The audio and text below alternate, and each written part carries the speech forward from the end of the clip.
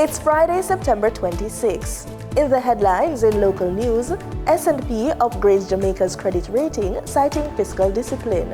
And Prime Minister Dr. Andrew Holness reaffirms Jamaica's commitment to tackling climate change.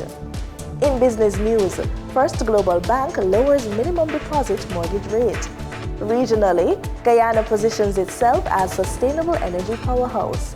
And in sports, Jamaica exits medal hunt at Netball Youth Cup, but Coach Daly stays positive. This is the weekend news on PBC Jamaica. I'm Brittany Clark.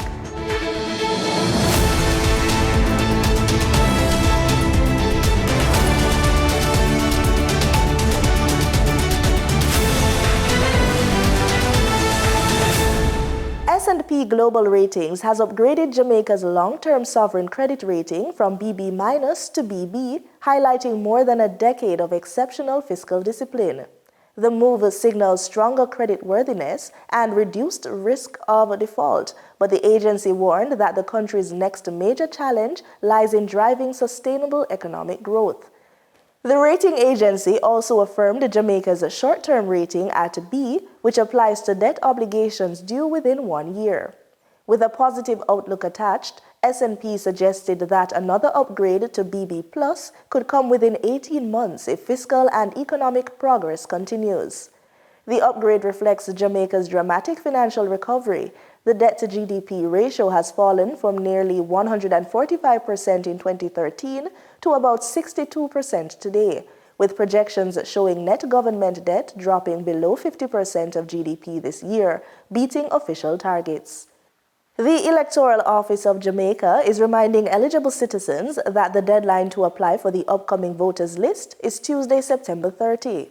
Those who successfully register will be included in the updated list set for publication on November 30. Eligible individuals must apply in person at any EOJ constituency office Monday to Thursday from 8:30 a.m. to 4:30 p.m. and on Fridays until 3:30 p.m. Applicants should wear darker clothing for their photograph. After applying, a residence verification team will visit the home to complete the registration process. Registration is free of cost. Applicants who submit after September 30 will be processed for the next voters list scheduled for May 31, 2026. Citizens already on the list are reminded not to reapply. Eligible applicants must be at least 18 years old, Jamaican or Commonwealth citizens, and have resided in Jamaica for at least 12 continuous months. Commonwealth citizens must provide relevant documentation when registering. The voters list is updated twice yearly on May 31 and November 30. Jamaica is stepping up its fight against climate change. At the United Nations General Assembly in New York, Prime Minister Dr. Andrew Holness outlined the country's updated climate plan and called on the world to act urgently. Danita Rodney has the details. Prime Minister Dr. Andrew Holness has reaffirmed Jamaica's commitment to tackling climate change.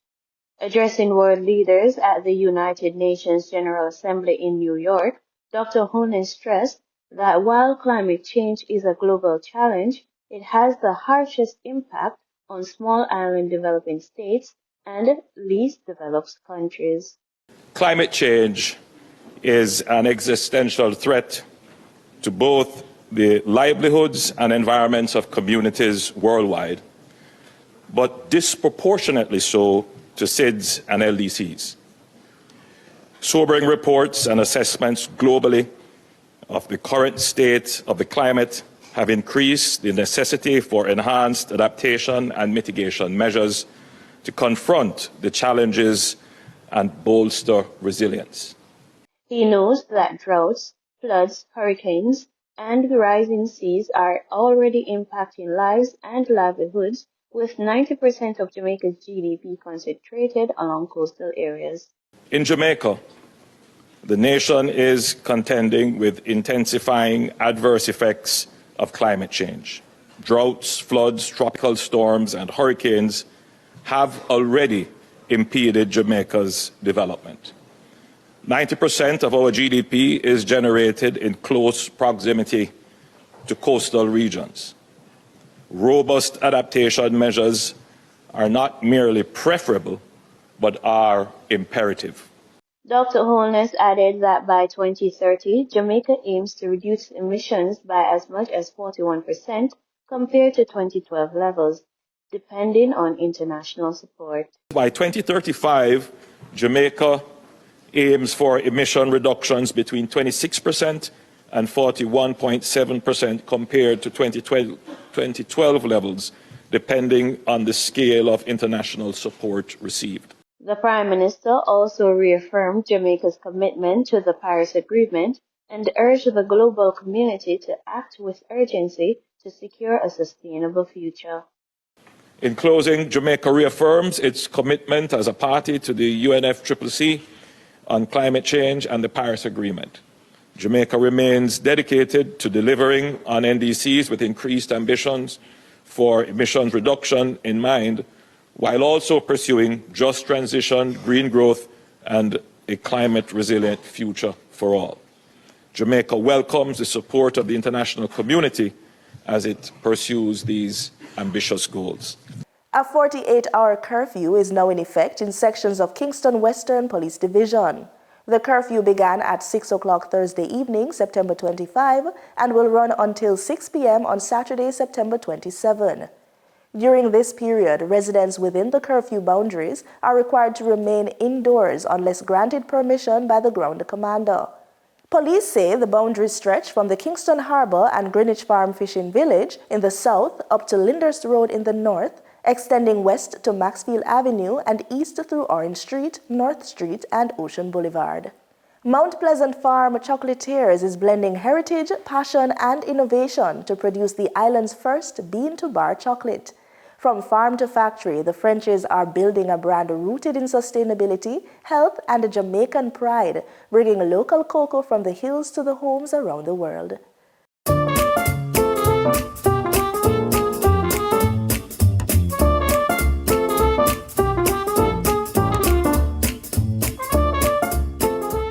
In the cool hills of Jamaica's Blue Mountains, where coffee and cocoa trees thrive side by side, a sweet vision is being crafted. It's a story of heritage, passion, and innovation.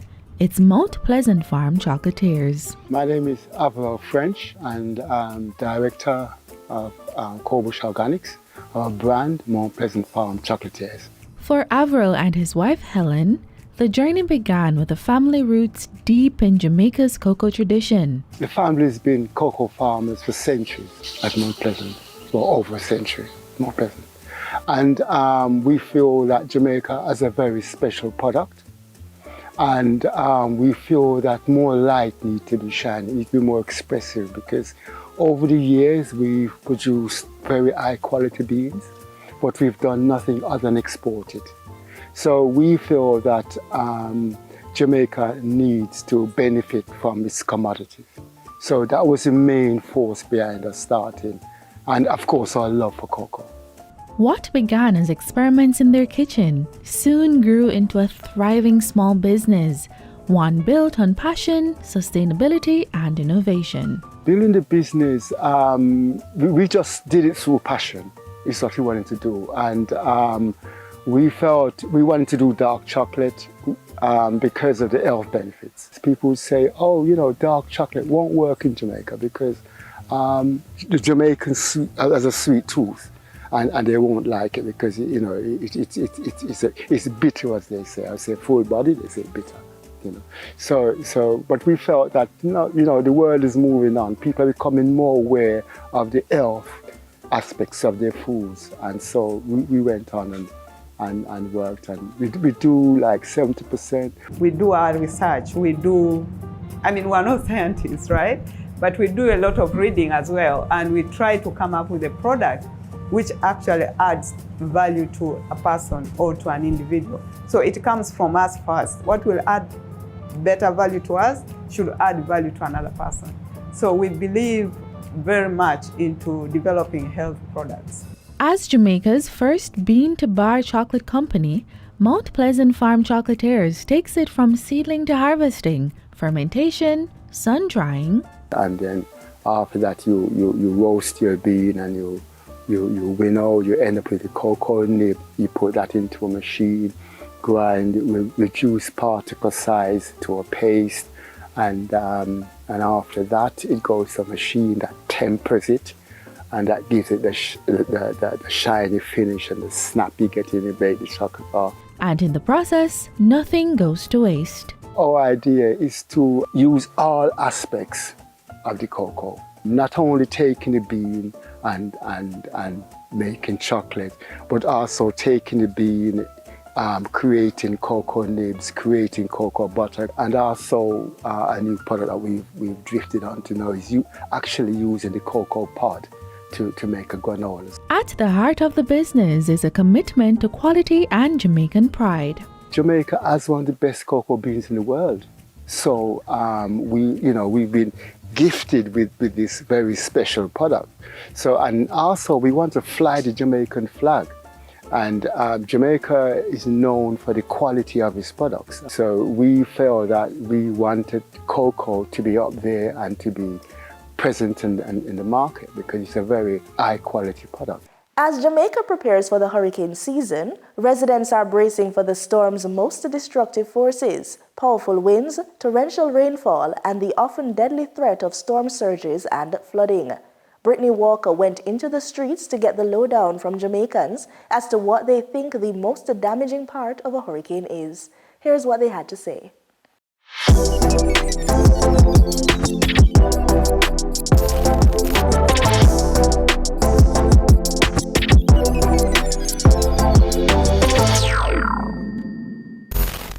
We know that a hurricane can bring heavy winds and heavy rains. We're in downtown Kingston and we're asking the public what they think is the most damaging part of a hurricane. My name is Brittany Walker and welcome to another episode of Unfiltered. Worst part of the hurricane is the water, because the more it lingers, you get more water, don't it? And then now it's swelling of water, and the wind also is terrible. I would have said the wind, because it's when the wind come, it blow, lift off roof, can blow your way, cause devastated damage. So I would have said the wind. The thing of the breeze, trust me. Cause why? Me see the breeze lift up all stop and can't go fling it way down so. You understand? While the water will just come and wash where you can deal with that. But you can't do nothing to the wind. You understand? The wind do every damage where you think of and you can't control that. Feel like the wind, At the wind. Why do you think that?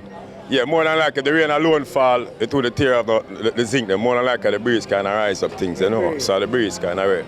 All right, Pele, give me your answer. The breeze and the wind. Why do you think that?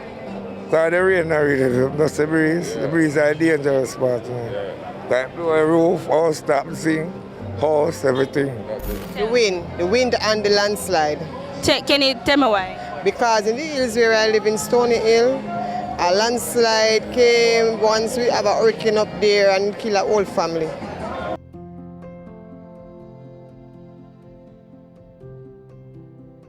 For me, it's still the rain still.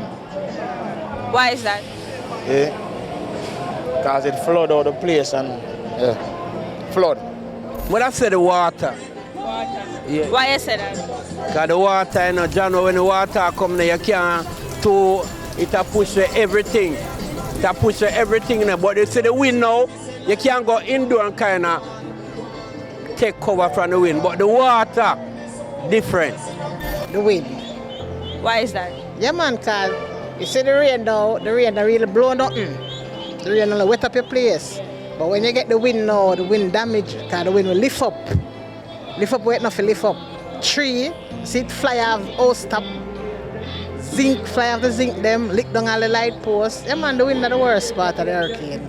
The wind, it come, say it blow east. And when you think it finish, it come back the other side. Because I remember I get up and take up the house top lift away there. And when I go there and I try to help myself, then when I look to the other house side of the house top and lift. Because like the wind come that side and then it come back on the other side. The rain bad too, because it flood the land. You understand me? But it bad man because I stick after, because I just strain my back because I decide to. I can't make my roof come off with my 2-month-old baby. Both, because The wind have theme side and the rain have feet side. Cause remember, say too much water no good, too much breeze no good either.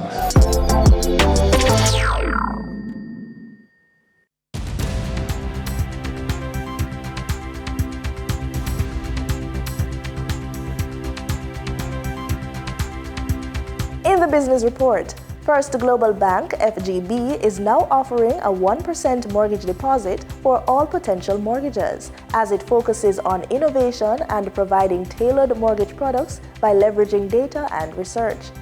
At present, potential homeowners can choose between two properties, Silversun in Old Harbor and Chester Creek in Portmore, developed by Wicon Limited.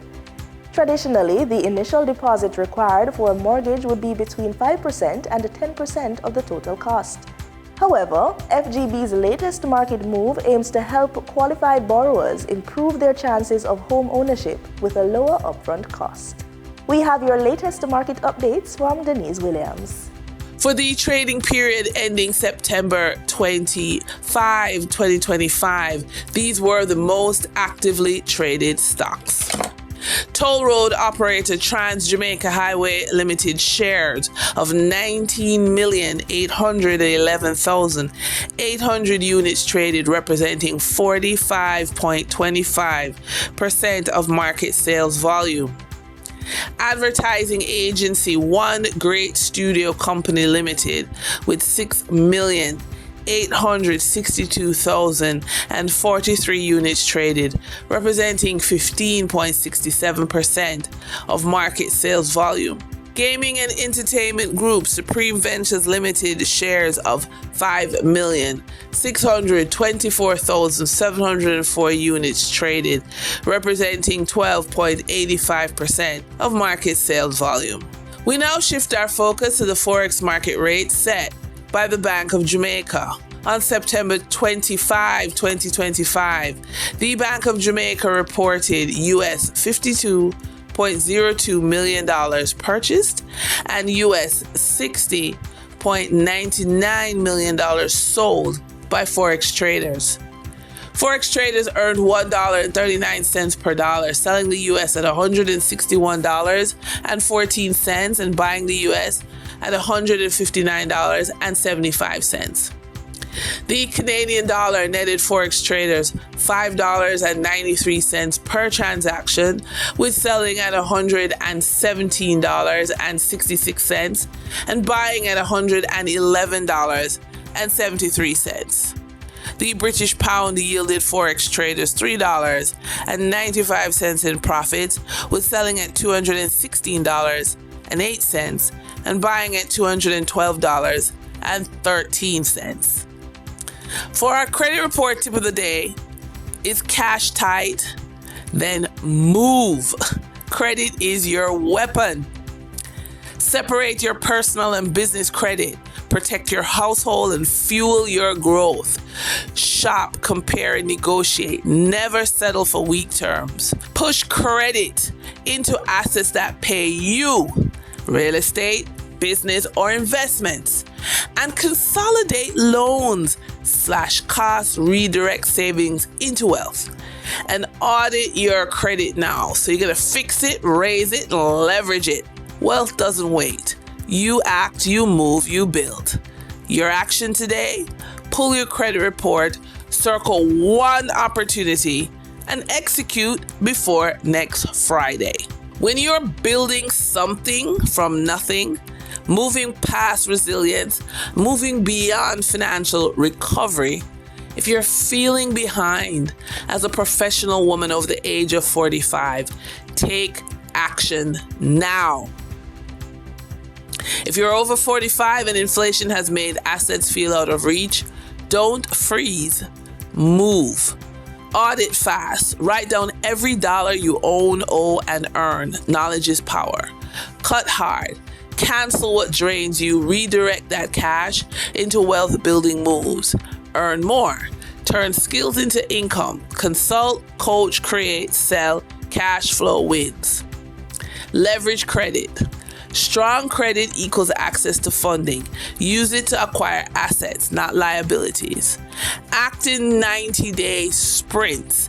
Pick one financial goal, hit it, repeat. Stop waiting for the right time. Stop comparing yourself to peers. Every decision, move you make builds the momentum for tomorrow. Rebuilding after 45 isn't a dream, it's a decision. Execute now. And that wraps up today's business report. I'm Denise Williams, reminding you that every financial decision is a step toward your future. Until next time, stay focused, stay informed, and keep striving for success. See you soon. In regional news, in his address to the United Nations General Assembly, President Dr. Irfan Ali set out a bold vision for Guyana as both an energy leader and a technology innovator, balancing economic growth with environmental responsibility. Ali positioned Guyana as a small state with big ambitions, producing energy at scale while investing in green technology and digital transformation. He explained that Guyana sees energy production, climate action, and artificial intelligence as interconnected drivers of national development and global competitiveness. Guyana is demonstrating that economic development and environmental stewardship can advance together by using natural gas as a bridge away from heavy fuel oil and investing in hydropower, solar, wind, and other renewables. We aim to lower electricity costs for our citizens and businesses while ensuring universal access to affordable, reliable, sustainable, and modern energy. Guyana is pursuing an ambitious energy infrastructure and investment plan. While climate change is an existential threat, the reality is that the world still requires energy, an energy source from petroleum, to power growth and development for which there is growing demand.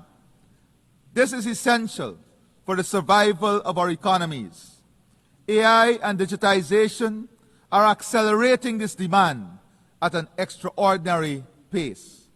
As you're aware, Guyana is quickly becoming one of the world's largest energy producers per capita, carefully balancing its green footprint with energy production.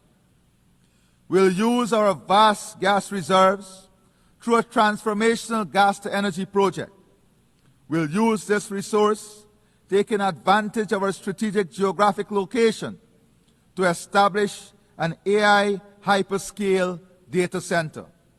Civil society organizations and other stakeholders marked the 30th anniversary of the historic Beijing Conference on Women with a call to close gender gaps from the classroom to the climate crisis. They gathered in Bridgetown to assess how far women's rights have come and how far they still must go. Deanza Roberts reports. 30 years after the Beijing Platform for Action, there have been gains, but there are still concerns as to how that has translated into equal opportunities for women. IDB's country representative Karina Coburn, in addressing the forum, called for affordable internet and digital skills as key to unlocking women's economic power. Going digital offers new opportunities to overcome these structural barriers, including new opportunities for flexible work, remote entrepreneurship, and access to markets, especially for women managing caregiving responsibilities. But without access to affordable devices, high-speed internet, or dedicated time and space, many women still find themselves excluded. This country's Minister of People Empowerment and Elder Affairs, Kirk Humphrey, connected gender equality to climate resilience. He noted that 80% of people displaced by climate disasters are women and girls, and he called for better pay for care work and stronger social services.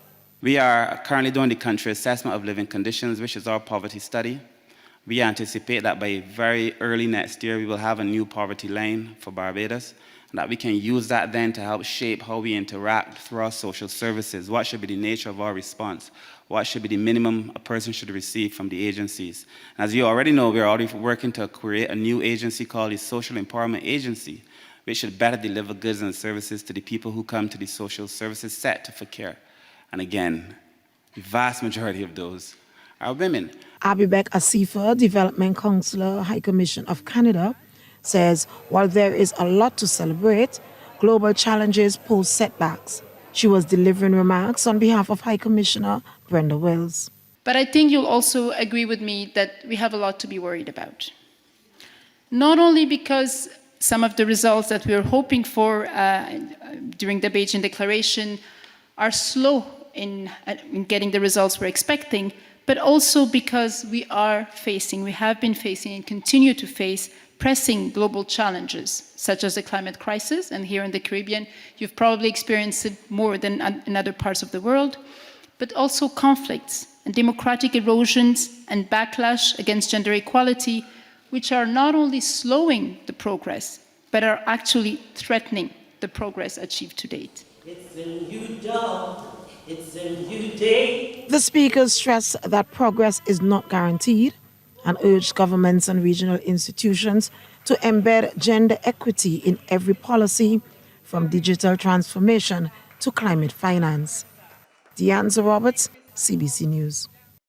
In sports, Jamaica's under-21 Sunshine Girls bowed out of the medal contention at the Netball Youth Cup 2025 after suffering a heavy 52-point defeat to Australia in Thursday's quarter-final clash at the Europa Sports Complex. Despite the setback, head coach Annette Daly expressed pride in her team's progress and resilience through the competition.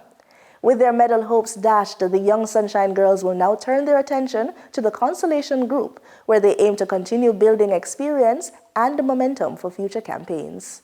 Trinidad and Tobago has welcomed its newest sports ambassadors, Kyron Pollard and Nicholas Puran, along with world champion Keshawn Walcott. They're all set to inspire the next generation of athletes, spreading the spirit of sport across the nation and the wider Caribbean. CNC3 News has the story. As we told you earlier, Trinbago Knight rider Kyron Pollard and Nicholas Puran are this country's newest sport ambassadors. While Pollard wasn't at today's meeting at the Diplomatic Center, the CPL champions and world champion Keshawn Walcott stated their readiness to use sport to impact a nation. Our Republic's latest sporting heroes will spread the gospel of athletic endeavor throughout the corners of Trinidad and Tobago and the rest of the CARICOM region. The new ambassadors will join TKR head coach Dwayne Bravo as mentors of the next generation.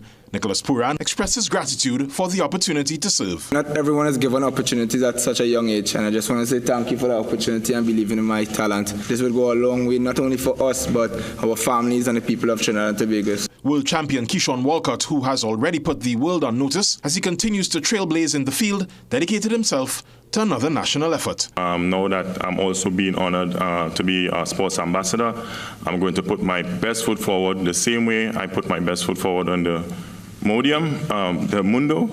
I'm going to do the same to represent the country and everything I do. And as I'm very passionate when it comes to the younger athletes.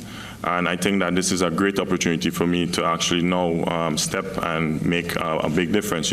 All ambassadors are expected to be presented with diplomatic passports pending due diligence. Jovan Ravello, CNC3 Sport. That's the news on PBCJ. You can follow us on our social media platforms at PBCJamaica. Thanks for watching.